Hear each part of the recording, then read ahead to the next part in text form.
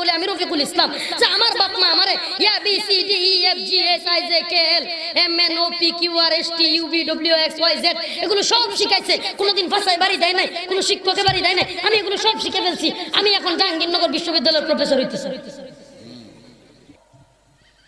মুফতি মুরগিসুরা শাহরিয়ার কবির তিনিও মাসলা দিচ্ছেন, লা ইকরাহা ফিদ্দীন, আল্লাহ কোরআনের মধ্যে বলেছেন তোমরা ধর্ম নিয়ে বাড়াবাড়ি করো না।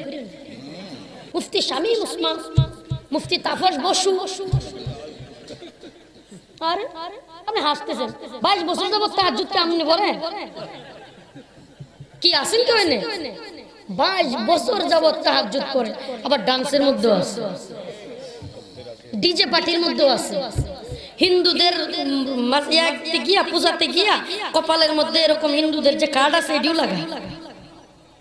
আরে তোর 22 বছরের 22 বছর না, আমি চ্যালেঞ্জ করে বলছি, হ্যাঁ চাতকের মুসলমান, সুনামগঞ্জের মুসলমান, আমি চ্যালেঞ্জ করে বলতে পারি হুজুরদেরকে সামনে রেখে, এখানে 22 দিন যদি এই শীতের রজনীতে কোনো ব্যক্তি বলতে পারে আমি টানা 22 দিন ফজরের নামাজের সময় ঘুম থেকে উঠে ঠান্ডা পানি দিয়ে ওযু করে টানা 22 দিন ফজরের নামাজ জামাতে আদায় করেছি, আমি বলবো এই হলো এই জামানার আল্লাহর ওলি।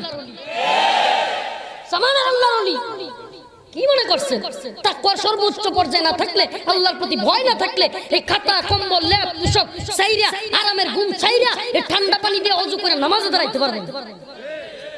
আর 22 বছর কি করছে? তাহাজ্জুদ ছাড়ে না। 22 বছর তাহাজ্জুদ ছাড়ে না। আবার আরেকজনে কি বলতেছে, আসলে 22 বছর না, আমি তো বলি যদি 22 বছর 22,000 বছর কেউ তাহাজ্জুদ পড়ে, আর যদি মূর্তির পক্ষে সাফায় গায়, আমার আল্লাহ তার 22 বছর না 22,000 বছরের তাহাজ্জুদ নর্দমায় নিক্ষেপ করে।